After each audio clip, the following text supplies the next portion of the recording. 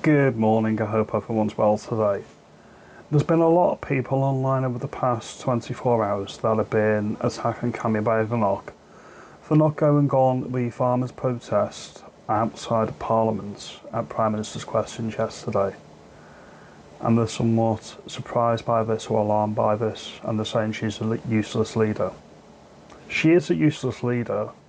The Tories will never win an election again, and Cammy Badenoch is one of the reasons why. I'm not surprised they didn't lead on the farmers' protest because they agree with the policy. That's the truth of the matter. They can say they don't agree with the policy because they're not in power, but this has already been baked in and it's already going that way. And they won't reverse it. They never will. Labour were given an open goal yesterday to attack the Tories on immigration, which is why Cammy Badenoch led on immigration, because it gives the Labour the opportunity to say it's not us, it's all your fault. And he's right, it is all their fault. The immigration rules were liberated under Brexit, and they were liberated under Brexit when most people who voted for Brexit, other than sovereignty, voted to reduce immigration. Brexit has been designed not only to make sure it's as easy as possible to get back into the EU, which is why part of our territory, Northern Ireland, is still in the EU for all intents and purposes. And it's also why there's been no divergence from EU policy, so we can get in and we've took all of their rules into British legislation. Immigration has increased, so the government can say, you wanted control of immigration, here's the control you asked for. And they ramped up immigration, and they've done it on purpose. As a punitive measure, to say, look, the EU's brilliant, let's go back into the EU, all is forgiven. This is exactly why they've done that. Brexit was never designed to work. The policy itself is sound, it's not been implemented properly, and that's been done on purpose by design. This is what the UNIPARTY does. It will deliberately balls up a policy, or get a policy ready, and then the next government will implement it or take it to the next level. The online safety bill, which was brought in after the murder of David Amos by Islamic terrorists in the UK that have no right to be here, they actually think the online safety bill has something to do with that. It's got nothing to do with that.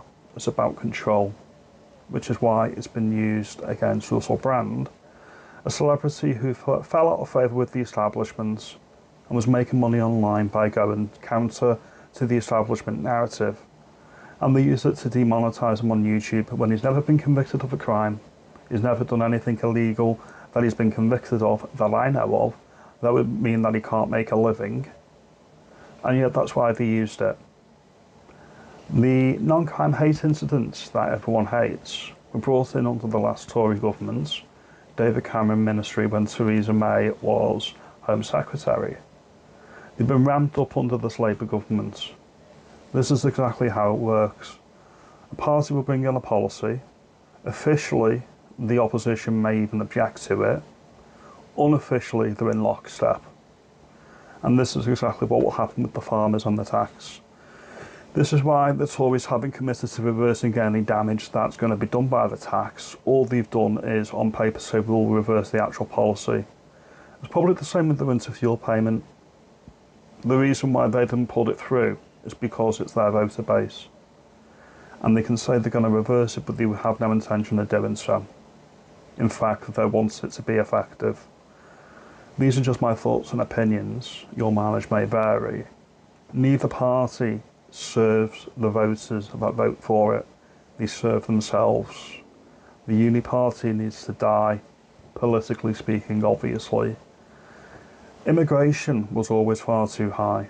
So even if Labour get the immigration down to something like it was when they were last in power, about 200k a year, that is the whole reason UKIP was born, and that's the whole reason why Brexit even happened, because even those numbers were far, far too high. It's now nearly 1 million. So don't ever think that if they get it down to about 200k, that is a success. It's just basically turning back the clock 10 years. We need a negative immigration for I would say 5 to 10 years. These are just my thoughts. If you think I'm onto something with this video and you think I'm making some good points, let me know. As always, your mileage may vary. Consider liking and subscribing to the channel, and have a good day, have a good afternoon.